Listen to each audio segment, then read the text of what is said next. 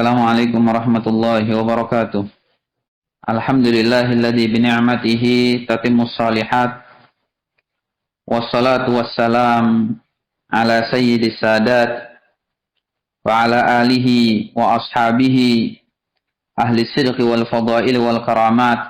Subhanaka la ilma lana illa ma 'allamtana innaka antal alimul hakim. Rabbi shrah li sadri wa yassir li amri wahlul 'uqdatam min lisani yafqahu qawli.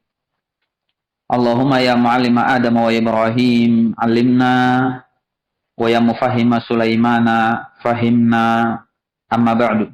Ma'asyiral muslimin rahimani wa rahimakumullah jami'an. Insyaallah pada malam hari ini kita akan masuk ke dalam hadis yang ke 43, betul? Hah? 43 atau 44? Siapa yang mencatat? 43 ya? Baik. Kita baca hadisnya bersama-sama. Qala al-Imam Muhyiddin Abu Zakaria Yahya bin Sharaf An-Nawawi rahimahullahu ta'ala wa nafa'ana Allahu bihi wa bi'ulumihi fid dharaini. Amin. Qal an Anas radhiyallahu taala anhu, dari sahabat Anas, semoga Allah meridhoinya. Qal, beliau mengatakan, qala Rasulullah sallallahu alaihi wasallam, Rasulullah sallallahu alaihi wasallam bersabda, idza aradallahu bi'abdihil khair, jika Allah Subhanahu wa taala menghendaki untuk hambanya agar mendapatkan suatu kebaikan, ajjalalahul 'uqubah fid dunya, maka Allah Subhanahu wa taala akan menyegerakan ujian musibah di dunia. Jadi di dunianya dia diuji dengan cobaan dan musibah. Tanda Allah menginginkan untuknya dapat kebaikan. Jadi berfikirnya tentang Allah jangan yang jelek. Ya, kenapa Allah memberikan saya hukuman ini? Jangan. Tapi berfikirnya adalah Allah Subhanahu wa taala menghendaki kebaikan untuk saya. Kebaikannya apa? Musibahnya apa? Yang pertama, orang kalau dikena musibah, dia akan langsung beristirja kepada Allah. Langsung ingat Allah, langsung minta perlindungan kepada Allah, langsung minta pertolongan kepada Allah. Innalillahi wa inna ilaihi raji'un. Langsung minta tolong kepada Allah. Begitu dia dapat musibah. Ini suatu hal yang menunjukkan tentang ketauhidan dia.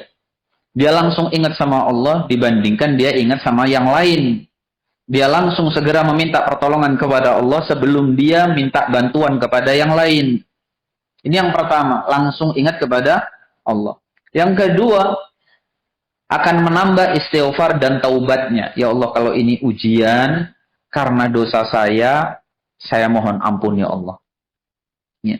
Ujian dan cobaan itu dijadikan sebagai pengingat. Maka dia beristighfar kepada Allah, mensucikan dosa-dosanya, dan ingin memperbaiki kesalahan yang lalu. Ini yang kedua manfaatnya. Yang ketiga, dari musibah itu, dia dibentuk oleh Allah Subhanahu wa taala untuk mendapatkan apa yang selama ini dia doakan. Ya, contoh, dia kerja, ternyata selama kerja jadi karyawan, maka dia bilang doa sama Allah, ya Allah, saya pengen punya rumah. Saya pengen punya rumah, saya pengen punya kendaraan, saya pengen umroh. Maka musibah yang Allah berikan untuknya adalah dia di PHK. Di PHK. Ya Allah, saya minta rumah kok malah saya kehilangan kerjaan. Tapi ini adalah bentuk pengkabulan doanya dia. Jalannya lewat sini. Supaya apa? Dia mau berdagang. Ketika dia mulai ngerintis dagang, coba cari usaha, subhanallah dalam waktu 2 tahun, dia langsung bisa ngumpulkan duit dan bisa berangkat umroh. Dagangnya dimulai dari apa? Dari bakso. Dari jualan bakso. Ada lagi yang jualan martabak. Ini betul ya, wah. Anak tidak bohong. Ya. Orang jualan martabak, ikhwan, subhanallah, dia pengen ta'adud. Pengen ta'adud. Ternyata giliran pengen ta'adud, kata istrinya, Pak, Mas, Kak, kita rumah aja masih ngontrak. Ya. Punya rumah dulu, baru cerita ta'adud. Jualannya apa hadirin? Martabak. Ternyata subhanallah dia tekuni masalah martabaknya ini, malah ditakdirkan oleh Allah beli rumah. Ya, jualannya apa? Martabak bisa sampai beli rumah. Ada lagi cerita penjual cilok yang bisa sampai berangkat umroh. Ada yang jualan bakso bisa sampai melakukan ini dan itu. Dan itu kami saksikan sendiri dengan mata kepala kami. Rata-rata mereka adalah orang-orang yang di PHK. Ya. Dan silakan cek ya, para pembicara-pembicara sekarang yang lagi viral misalnya. Rata-rata mereka ya, latar belakangnya adalah orang-orang yang hasil di PHK. Musibah, ujian yang diberikan oleh Allah untuknya, ternyata itu merupakan jalan dari Allah mengabulkan doanya selama ini, yang minta ini dan minta itu. Maka Allah kabulkan. Maka Allah kabulkan lewat jalannya. Maka musibah jangan diartikan sebagai, wah ini Allah nggak sayang sama saya. Jangan. Yang tadi yang pertama, mengingatkan dia langsung bergantung kepada Allah dan minta tolong kepada Allah. Yang kedua, memperbanyak istighfar kalau ini berasal dari sumber dosanya. Yang ketiga, dia jadikan musibah ini sebagai potensi dari pengkabulan doanya selama ini kepada Allah Subhanahu wa ta'ala. Dan yang keempat, orang yang sudah banyak musibahnya, di akhirat dia akan menyaksikan pahala kesabarannya. Pahala kesabarannya. Disebutkan dalam suatu riwayat, nanti Allah akan kumpulkan di padang mahsyar orang-orang yang memiliki pahala yang beraneka ragam. Maka semua orang sedang melihat suatu pahala yang telah disiapkan oleh Allah Subhanahu wa ta'ala. Maka orang-orang itu tadi yang ada di padang mahsyar menyangka bahwa pahala yang luar biasa ini akan Allah berikan kepada orang-orang yang mati syahid. Orang-orang yang gugur di jalan Allah di medan perang. Ternyata Allah panggil orang-orang yang sabar ketika dahulu menghadapi ujian dan musibah di dunia. Dipanggil mereka, kemudian Allah serahkan pahala yang begitu luar biasa ini bagi mereka. Maka seluruh orang-orang yang ada di padang mahsyar berandai-andai. Seandainya saja dahulu hidupnya saya penuh dengan musibah dan ujian. Sesabar orang-orang itu sekarang. Kenapa? Mendapatkan pahala yang sangat luar biasa. Bahkan yang tadinya dikira pahala ini akan diberikan kepada orang-orang yang mati syahid, justru bukan diberikan kepada mereka, melainkan kepada orang-orang yang sabar ketika menghadapi ujian dan musibahnya dahulu di dunia. Jadi ini pahalanya. Fabarakallahu fikum. Oleh sebab itu kalimat dari Rasulullah SAW adalah idza aradallahu bi'abdihil khair. Kalau Allah menghendaki untuk seorang hamba, dia dapat khair, dia dapat kebaikan, ajjalalahul uqubah fid dunya. Allah akan segerakan ujian dan musibah untuknya di dunia.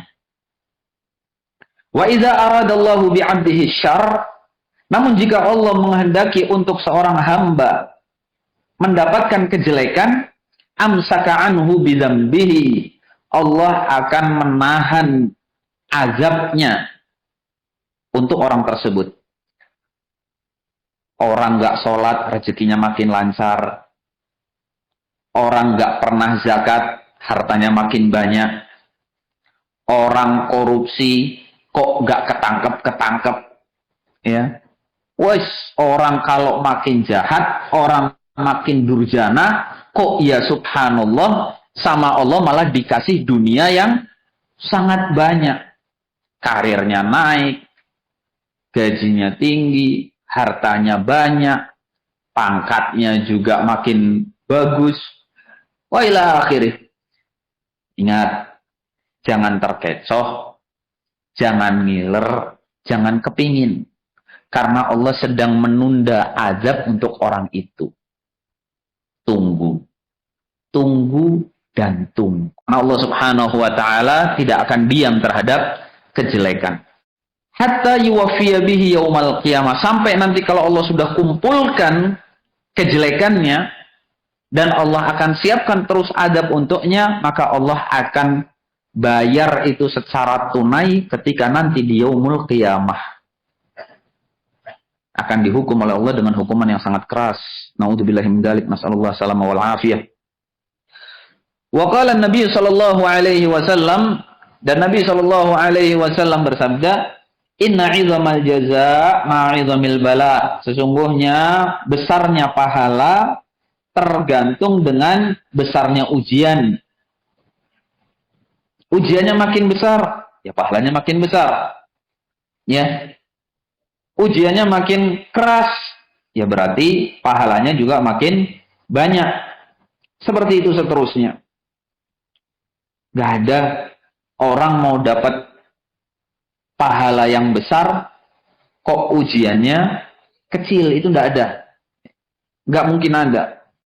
Fabarakallahu fikum wa innallaha ta'ala idza ahabba qauman ibtalahum, dan sesungguhnya Allah kalau sudah cinta kepada sekelompok kaum, Allah akan uji mereka. Faman radhiya falahu ridha. Barang siapa yang ridha dengan ujian dari Allah, falahu ridha, maka Allah akan ridha kepadanya. Wa man sakhita, barang siapa yang murka karena Allah uji dia, falahu sukht, maka Allah pun akan murka kepadanya. Ada sebuah capture potongan gambar di status orang yang mati syahid. Orang yang mati syahid. Tapi komentar di bawahnya adalah, ya Allah, ambil semua yang kami miliki sampai engkau puas. Capture-nya seperti itu. Capture-nya seperti itu. Ya Allah, ambillah semua yang kami miliki sampai engkau merasa puas. Gambarnya orang mati syahid. Maka kalimat seperti ini tidak selayaknya diucapkan oleh orang muslim. Ya. Jangan berbicara seperti itu kepada Allah subhanahu wa ta'ala. Ganti kalimatnya. Ya. Jangan tunjukkan emosi dan kemarahan ketika Allah memberikan ujian dan cobaan kepada seorang hamba. Tapi tunjukkan keridhaan dan kerelaan. Kenapa tidak dia ganti kalimatnya? Ya Allah, kami semua adalah milik-Mu dan kami akan kembali kepadamu. Ya Allah, kami ridho sebelum Engkau uji, dan kami ridho ketika Engkau telah menguji, dan kami ridho ketika Engkau sedang menguji. Ya Allah, berikanlah kesabaran yang luas kepada kami. Kan enak bahasa yang seperti itu. Tentu kalimat yang tadi keluar, muncul dari apa? Dari pegelnya hati mereka karena melihat karib kerabat yang banyak meninggal, saudara tetangga yang banyak meninggal, kaum muslimin yang dibantai yang banyak meninggal. Akan tetapi tetap mengucapkan kalimat-kalimat yang baik saat mendapatkan ujian dan cobaan dari Allah, itu penting supaya kita mendapatkan ridho dari Allah. Ingat hadirin, kalau sabar menghadapi ujian, pahalanya tidak terbatas dan tidak ada yang bisa menghitungnya, maka makom ridho adalah makom di atas kesabaran. Untuk apa kita selalu bilang raditu billahi rabba wa bil islami dina wa bi Muhammadin sallallahu alaihi wasallam nabiyyan wa rasulah. Kalau kita diuji sama Allah, sabar aja ndak bisa, apalagi ridho. Maka ridho ini penting. Saat diuji sama Allah, jangan tunjukkan kemarahan. Jangan tunjukkan kebencian. Jangan tunjukkan kata-kata yang kasar dan tidak pantas kepada Allah subhanahu wa ta'ala. Ya Allah, kenapa engkau ambil anakku? Kenapa bukan saya saja yang mati? Nah, ini kalimat-kalimat yang gak benar. Ya. Kenapa harus ibuku? Kenapa bukan saya? Ini kalimat-kalimat yang gak benar kepada Allah subhanahu wa ta'ala.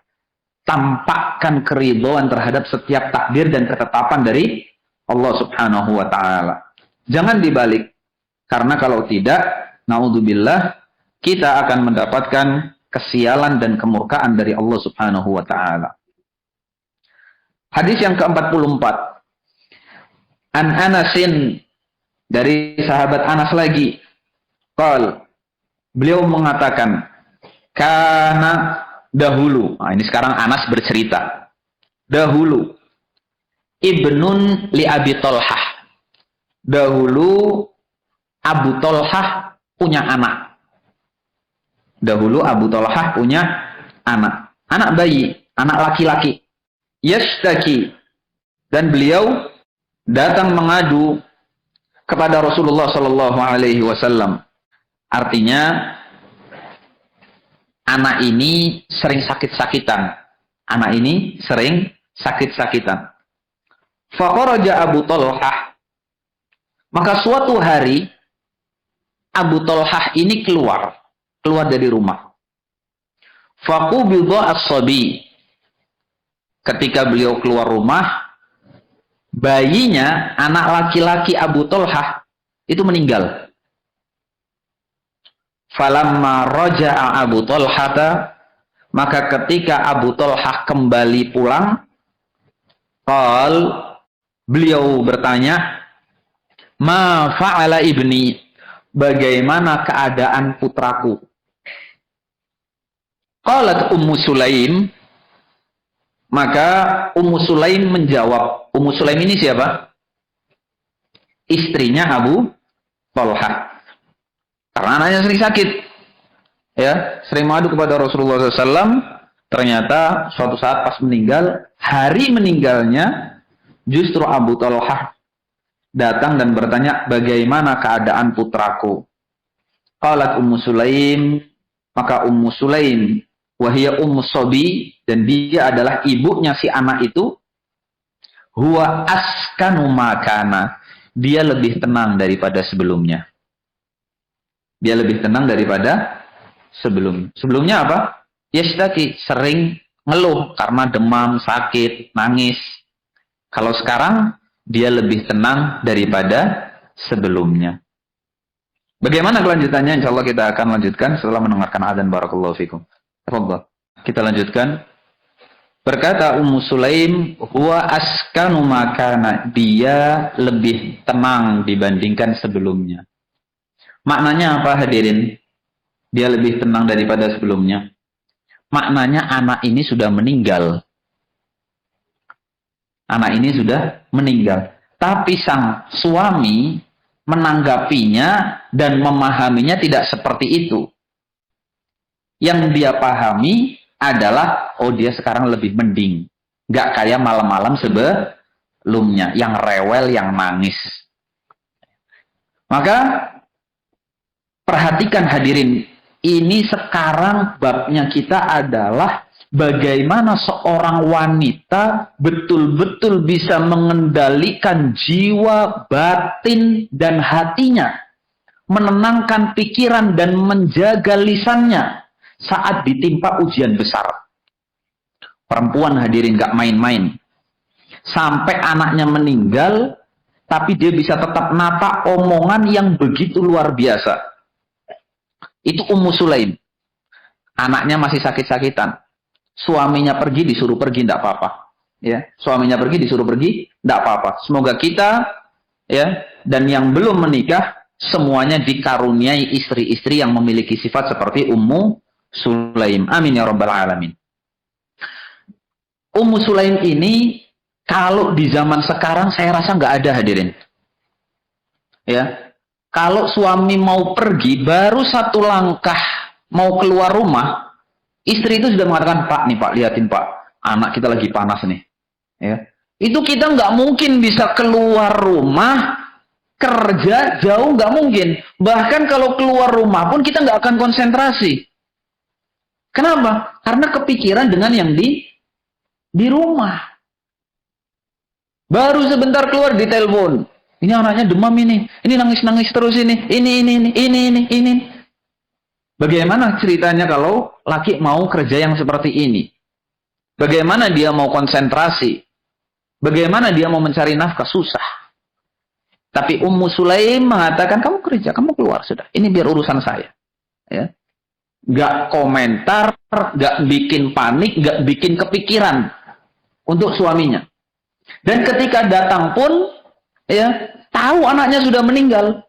Gak kemudian nangis, teriak dari dalam rumah sudah teriak. Tahu suaminya mau masuk. Pak, anak kita meninggal, Pak. Nggak ada seperti itu. Tetap tenang, tetap tegar, tetap kendalikan semua pikiran, hati, perasaan, dan menata lisannya. Ditanya sama suaminya gimana keadaan anak kita, dijawab sama Ummu Sulaim, dia lebih tenang dibandingkan malam yang sebelumnya. Bayangkan hadirin, perempuan ada zaman sekarang yang seperti itu, ya? Atau pengennya cerita, baru buka pintu, wah ceritanya, ma ini anak kita yang ini, tadi yang ini bandel, yang ini rewel, yang ini. Ini Ummu Sulaim tidak. Betul-betul tenang. Faqarrabat ilaihil asya. Kemudian disuruh suaminya masuk, disuruh mandi, bersih-bersih. Setelah mandi, bersih-bersih, seger, dihidangkan makanan asya. Bukan isya. Isya itu waktu malam.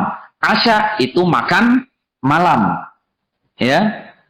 Bahasa Arab itu ada fatur, ada ghada, ada asya. Fatur itu sarapan. Ghada itu makan siang. Asya itu makan malam. Ya. Setelah makan, setelah mandi, badannya fresh, perutnya kenyang, ya. Summa asaba minha, kemudian diajak masuk kamar sama istrinya. Suaminya ini diajak masuk kamar sama istrinya. Ngapain? Asaba minha, supaya dia melakukan hubungan intim. Supaya dia melakukan hubungan intim. Badan seger, perut kenyang, batinnya juga sudah lega. Semua sudah selesai.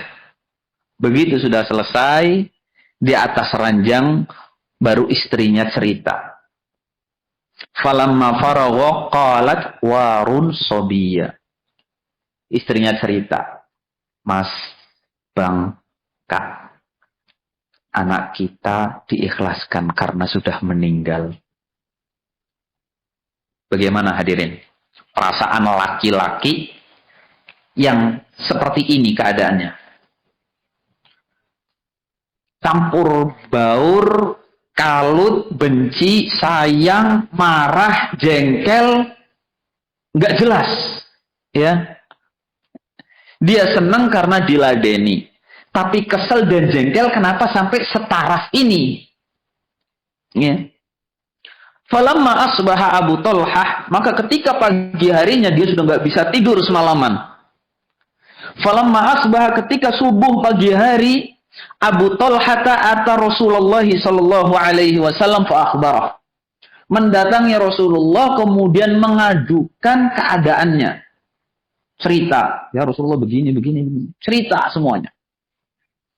Faqala, maka Rasulullah sallallahu alaihi wasallam bertanya, a'arastumul lailah, bahasa yang dipakai Rasulullah SAW, apakah kalian melakukan hubungan malam pengantin?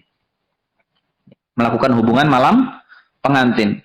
Pengantin itu kan kalau malam pertama kan, ya, yang ditunggu-tunggu kan seperti itu. Maka Rasulullah bertanya, apakah kalian melakukan hubungan malam pengantin? Faqala na'am. Iya ya Rasulullah, kami melakukannya. Faqala Allahumma barik lahuma. Ya Allah, berkahilah untuk mereka berdua. Di sini Rasulullah SAW mengajarkan yang tenang, yang sabar, ini sudah menjadi takdir Allah Subhanahu wa taala. Mati itu ketentuannya siapa? Allah Subhanahu wa taala. Kalian sudah menjaganya, kalian sudah merawatnya. Tapi kalau sudah dipanggil sama Allah, ya sudah. Ya. Adapun yang sudah berlalu dari sikap baik istrimu, jangan dijelek-jelekkan. Justru Rasulullah mendoakan keberkahan untuk hubungan mereka. Fawaladat ghulaman. Ternyata hasil dari itu Ummu Sulaim hamil lagi. Meninggal satu, mati satu anaknya, didoakan oleh Rasulullah karena kesabarannya Ummu Sulaim supaya dia dapat berkah, maka Allah pun gantikan untuknya. Langsung hamil lagi. Di malam itu. Karena hubungan malam itu. Sampai sudah besar, ya, sampai sudah besar, maka fawaladat ghulaman. Beliau pun lahir, ya, melahirkan bayi laki-laki lagi. Yang meninggal anak laki-laki. Kemudian hamil hingga lahir anak laki-laki, berkah dari kesabaran wanita tadi. Faqala li Abu Talhah, maka berkata Abu Talhah, ihmilhu hatta ta'tiya bihi Nabi sallallahu alaihi wasallam. Bawa anak ini ke hadapan Rasulullah sallallahu alaihi wasallam dan ceritakan ini adalah anak yang diberkahi karena doanya Rasulullah sallallahu alaihi wasallam. Wa ba'atha ma'ahu bi samaratin. Kemudian dibawakan kepadanya beberapa tamar, ya, kurma. Untuk apa? Untuk ditahnikkan nanti. Jadi bayinya disuruh dibawakan kepada Rasul sambil dibekali kurma. Ya Rasulullah, tolong ditahnik. Tolong ditahnik. Faqala ama'ahu syai'. Maka ketika Rasulullah sudah mulai menggendong si anak ini tadi, Rasulullah bertanya, ama'ahu syai', apakah ada sesuatu yang dibawakan? Faqala na'am. Iya, ada ya Rasulullah. Tamarat, ini ada kurma. Ya, ada kurma. Fa'akhodahan Nabi famadoghoha. Maka Nabi pun mengambil dan mulai mengunyah kurma tadi. Dikunyah, dilembutkan. Tsumma akhadhaha, kemudian dikeluarkan kunyahan itu tadi yang sudah lembut. Min fihi faja'alaha fi sabi. Setelah dikeluarkan dari mulutnya beliau yang mulia, kurma yang sudah dilembutkan ini pun dimasukkan ke dalam mulutnya si bayi. Ya, pakai kelingking. Mulut bayi itu kecil, jangan dimasukkan pakai telunjuk. Apalagi kalau badannya sudah besar, ya. Maka kelingking pakainya dimasukkan ke dalam langit-langit. Ya, ke dalam apa? Langit-langit mulutnya bayi, itu namanya tahnik. Jangan diletakkan di lidahnya, bukan. Ditempelkan sampai langit-langit digeser supaya nanti dia ngisap, supaya dia nanti menghisap. Jangan di lidahnya karena nanti akan tertelan. Itu metode tahnik. Itu metode tahnik. Dimasukkan ke sana dan diusahakan mulutnya yang bersih. Jangan bapaknya ngerokok kemudian dikasih ke anaknya tahnikannya. Oh, mak ini bau rokok ini, Pak. Ya, repot kalau kayak gini. Mulutnya yang bersih, sikapan. Kalau Anda perokok, jangan Anda yang mentahnik. Jangan Anda yang mentahnik. Karena Anda perokok. Tidak baik makanan itu diserahkan kepada bayi. Kalau mau, ya berhenti rokok. Ya. Berhenti. Kalau Anda mau, serahkan kepada orang alim. Serahkan kepada orang alim. Supaya ditahnik anaknya itu. Ustadz, fungsinya tahnik itu apa, Ustadz? Tahnik itu fungsinya diteliti oleh para mahasiswa kedokteran Universitas Ain Syams di Mesir, bahwa bayi ini dia adalah makhluk yang sangat aman awalnya. Sangat aman dan sangat nyaman. Sebab apa? Sebab dia berada di dalam rahim ibunya. Rahim, ya, dalam rahim ini, rahim sang ibu, dia aman dan nyaman. Dia merasa enak. Dan gak pernah ada ceritanya, hadirin, bayi yang gak aman dan gak nyaman di dalam rahim ibunya. Cari, antum pergi ke Eskimo, tahu Eskimo? Orang yang hidupnya di salju, di kutub utara sana atau kutub selatan sana. Ya, Eskimo, sangat dingin, salju. Itu para bayi yang hidup di dalam perut rahim ibunya, gak ada yang membeku jadi es batu kristal, gak ada. Padahal kalau itu makanan dimasukkan ke dalam freezer, jadi apa? Jadi beku. Ya. Tapi tidak ada bayi yang menjadi beku karena di dalam rahim ibunya. Padahal mereka di Eskimo. Demikian pula silahkan pergi ke Afrika Utara. Tahu Afrika Utara? Panas, jetet. Suhunya 50 derajat Celcius. Ya, tidak ada bayi yang di dalam rahim ibunya kemudian mateng. Ya, karena suhunya yang sangat panas. Tidak. Yang di tempat dingin bayinya tetap aman dan merasa nyaman. Yang di tempat sangat panas pun bayi yang ada di dalam rahim ibu-ibu di sana tetap merasa aman dan tetap merasa nyaman. Karena rahim itu tempat yang aman dan nyaman. Maka ketika dia lahir ke dunia, suhunya ekstrim. Suhunya ekstrim. Wah, nggak seperti di dalam kantung rahim sang ibu. Ya. Suhu udaranya ini lahir di dalam rumah sakit, langsung ada AC-nya. Ya, nyentor. Sehingga nggak normal. Ya, nggak normal. Lantas apa yang dilakukan? Ya macam-macam untuk menghangatkan bayi. Zaman sekarang begitu lahir, melihat anaknya ini nggak pas, langsung dimasukkan ke dalam inkubator. Oh, biar nyaman dulu ini, biar nggak kaget. Dari rahim ibu diambil, dimasukkan ke dalam inkubator, disetel suhunya, sama perawat. Habis itu perawatnya main handphone. Ternyata, dilihat udah masak. Ya, kenapa? Karena keasikan main handphone dan lupa, dikira ini masukkan open.